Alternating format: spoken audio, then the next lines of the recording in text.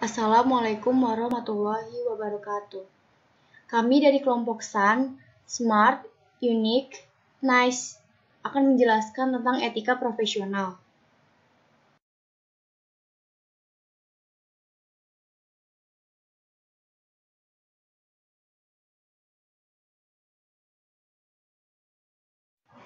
Ada Ulfah, Alia, Fatwa, Vina, dan Kania.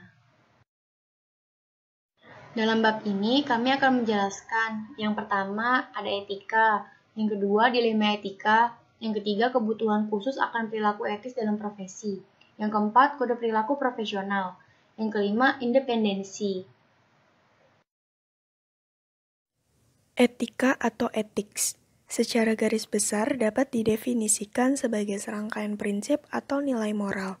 Contoh serangkaian prinsip atau nilai moral yang telah ditentukan adalah undang-undang dan peraturan, doktrin gereja, kode etik bisnis bagi kelompok profesi seperti akuntan publik, serta kode perilaku dalam organisasi. Prinsip dan nilai moral seseorang serta kepentingan relatif prinsip tersebut bagi mereka pasti berbeda dengan orang-orang lainnya. Perbedaan ini merefleksikan pengalaman hidup, kesuksesan dan kegagalan yang dialami, serta pengaruh dari orang tua, guru, dan teman. Kebutuhan akan etika. Perilaku etis sangat diperlukan oleh masyarakat agar dapat berfungsi secara teratur. Kita dapat berargumentasi bahwa etika adalah perekat yang dapat mengikat anggota masyarakat. Mengapa orang-orang bertindak tidak etis? Sebagian besar orang mendefinisikan perilaku tidak etis sebagai tindakan yang berbeda dengan apa yang mereka anggap tepat dilakukan dalam situasi tertentu. Ada dua alasan utama mengapa seseorang bertindak tidak etis. Alasan utama mengapa seseorang bertindak tidak etis. Yang pertama itu, standar etika seseorang berbeda dengan masyarakat umum. Dan yang kedua, orang memilih untuk bertindak mementingkan diri sendiri. Nama saya Alyani, saya akan menjelaskan tentang dilema etika. Dilema etika adalah situasi yang dihadapi oleh seseorang di mana ia harus mengambil keputusan tentang perilaku yang tepat. Contoh sederhana dari dilema etika ini adalah penemuan cincin berlian, di mana seseorang harus menentukan apakah akan berusaha mencari pemilik cincin tersebut atau akan menyimpannya. 1. Merasionalkan perilaku tidak etis. Berikut ini metode-metode rasionalisasi yang sering digunakan, yang dengan mudah dapat mengakibatkan tindakan tidak etis. Yang pertama yaitu, setiap orang melakukannya. Yang kedua, jika sah menurut hukum, hal itu etis. Yang ketiga, kemungkinan penemuan dan konsekuensinya. Yang kedua ada menyelesaikan dilema etika. Pendekatan 6 langkah berikut ini dimaksudkan agar dapat menjadi pendekatan yang relatif sederhana untuk menyelesaikan dilema etika. Yang pertama yaitu memperoleh fakta yang relevan.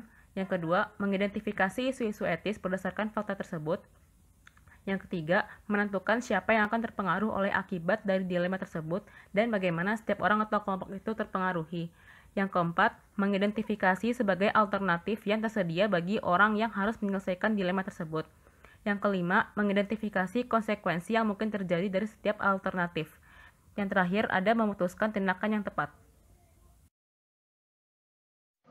Kebutuhan khusus akan perilaku etis dalam profesi. Arti istilah profesional adalah tanggung jawab untuk bertindak lebih dari sekedar memenuhi tanggung jawab diri sendiri maupun ketentuan hukum dan peraturan masyarakat. Seorang profesional diharapkan dapat berperilaku pada tingkat yang lebih tinggi dari yang dilakukan oleh sebagian besar anggota masyarakat lain. Sebagai contoh, ketika pers memberitakan bahwa seorang dokter, birawan, senator, atau akuntan publik telah didakwa melakukan suatu kejahatan, mayoritas masyarakat akan merasa lebih kecewa ketimbang jika hal yang sama terjadi pada seseorang yang bukan profesional. Alasan utama mengharapkan tingkat perilaku profesional yang tinggi oleh setiap profesi adalah kebutuhan atau kepercayaan publik atas kualitas jasa yang diberikan oleh profesi, tanpa memandang individu yang menyediakan jasa tersebut. Cara-cara profesi dan masyarakat mendorong akuntan publik berperilaku pada tingkat yang tinggi. Perilaku personil kantor akuntan, standar auditing, persyaratan pendidikan yang berkelanjutan, kewajiban hukum, praktik AICPA, dan pusat mutu. Kode perilaku profesional, PCAOB, dan SEC. PER Preview. Pengendalian mutu, ujian akuntan publik. Kode perilaku profesional. Beberapa definisi yang diambil dari kode perilaku profesional AICPA harus dipahami agar dapat menginterpretasikan aturan-aturannya.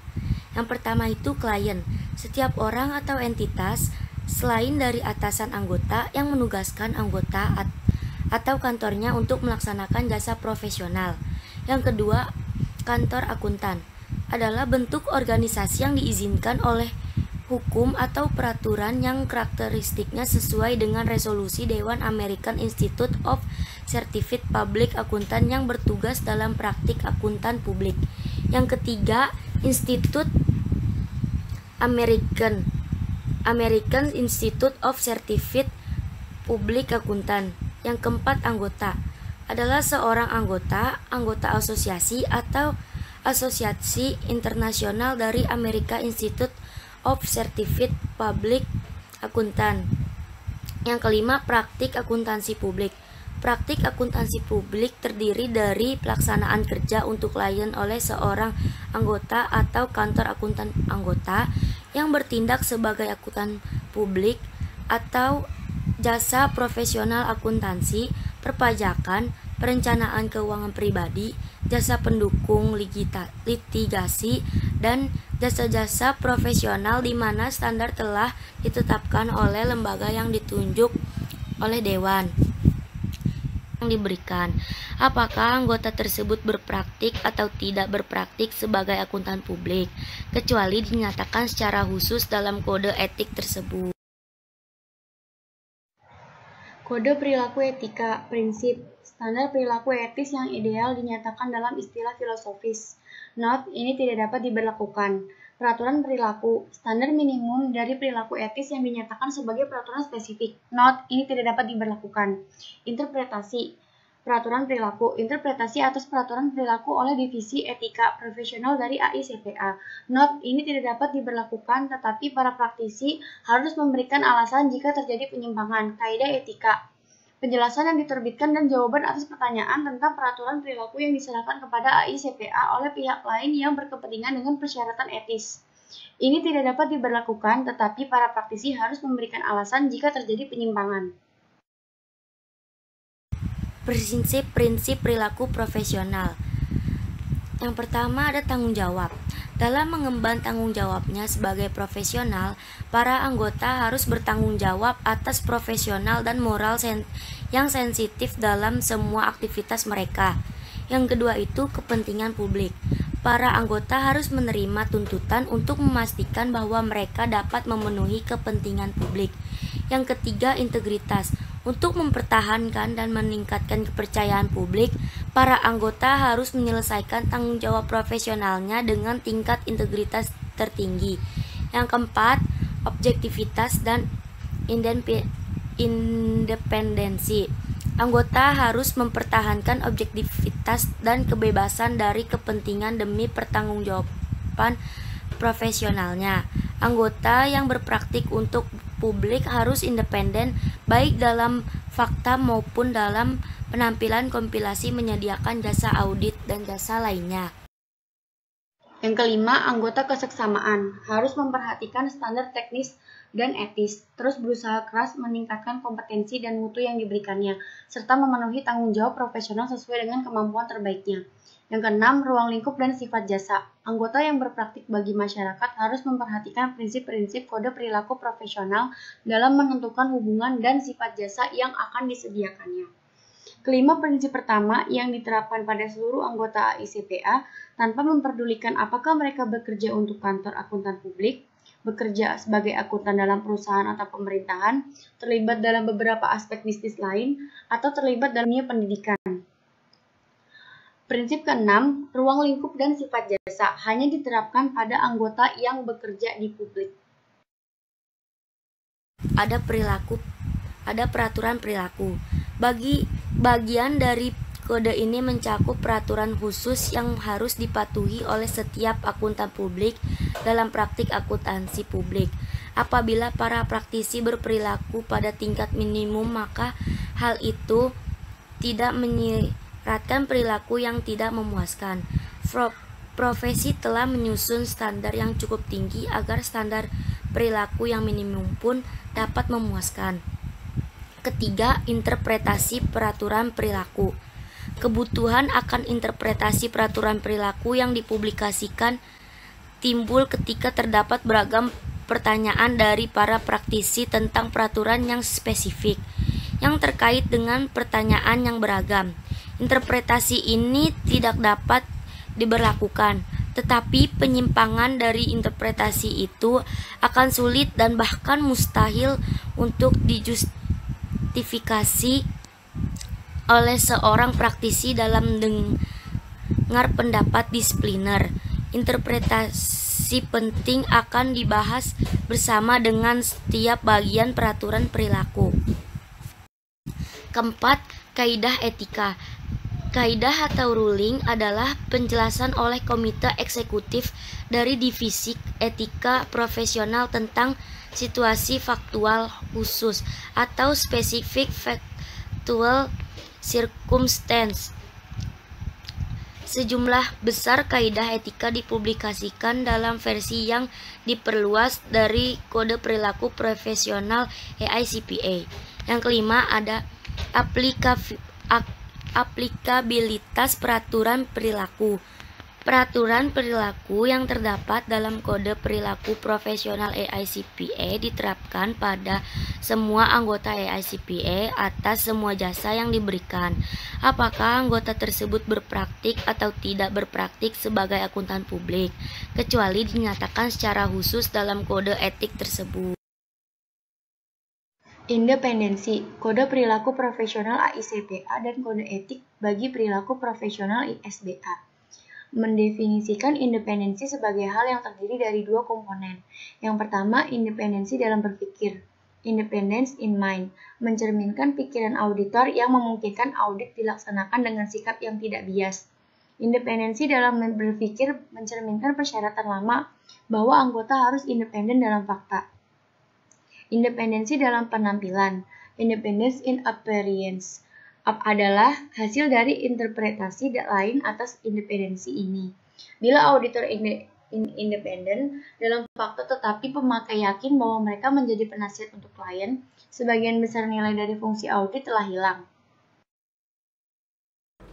Selanjutnya, ada ketentuan Sarbanes-Oxley Act dan SEC yang membahas independensi auditor. A. Jasa non-audit. Sarbanes-Oxley Act dan peraturan SEC membatasi, tetapi tidak benar-benar menghilangkan jenis jasa non-audit yang dapat diberikan kepada klien audit yang merupakan perusahaan terbuka. Berikut adalah 9 jasa yang tidak diperkenankan. Pertama, jasa pembukuan dan akuntansi lain. Kedua, perancangan dan implementasi sistem informasi keuangan. Ketiga, jasa penaksiran atau penilaian. Keempat, jasa aktuarial. Kelima, outsourcing audit internal. Keenam, fungsi manajemen dan sumber daya manusia. Ketujuh, jasa pialang atau dealer atau penasehat investasi atau wingkir investasi. Kedelapan, jasa hukum dan pakar yang tidak terkaitan dengan audit. Kesembilan, semua jasa lain yang ditentukan oleh peraturan PCAOB sebagai tidak diperkenankan. B. Komite Audit. Komite audit adalah sejumlah anggota dewan direksi perusahaan yang tanggung jawabnya termaksud membantu auditor agar tetap independen dari manajemen. Komite audit perusahaan publish harus mencakup anggota yang independen dan perusahaan harus mengungkapkan apakah dalam komite audit paling sedikit ada satu pakar keuangan. Sarbanes-Oxley Act selanjutnya mensyaratkan komite audit perusahaan publik bertanggung jawab atas penunjukan, kompensasi, dan pengawasan atas pekerjaan auditor. Komite audit harus menyetujui terlebih dahulu semua jasa audit dan non-audit, serta bertanggung jawab untuk mengawasi pekerjaan auditor, termasuk menyelesaikan dan ketidaksepakatan yang melibatkan pelaporan keuangan antara manajemen dan auditor. Auditor bertanggung jawab untuk mengomunikasikan semua hal yang signifikan yang dapat diidentifikasi selama audit kepada komite audit. C. Ada konflik yang timbul dari hubungan personalia. D. Ada rotasi partner. Dan E. Kepentingan kepemilikan. Kedua, ada belanja prinsip akuntansi. Standar auditing menempatkan 4 persyaratan yang harus diikuti ketika sebuah kantor akuntan publik diminta untuk memberikan pendapat secara tertulis atau lisan menyangkut penerapan prinsip akuntansi atau jenis pendapatan audit yang akan dikeluarkan atas transaksi khusus atau hipotesis dari klien audit kantor akuntan publik lain. Tujuan dari persyaratan ini adalah untuk meminimalkan kemungkinan manajemen mengikuti praktik yang umumnya disebut belanja pendapat atau opening shopping dan ancaman potensial atas independensi seperti yang telah dijelaskan. Yang ketiga, ada penugasan dan pembayaran fee audit oleh manajemen. Sebagai alternatif atas penugasan kantor akuntan publik oleh komite audit dan pembayaran fee audit oleh manajemen adalah pengguna auditor pemerintah atas semi pemerintah. Sekian presentasi dari kelompok kami. Mohon maaf apabila ada salah kata. Wabillahi taufiq walhidayah. Wassalamualaikum warahmatullahi wabarakatuh.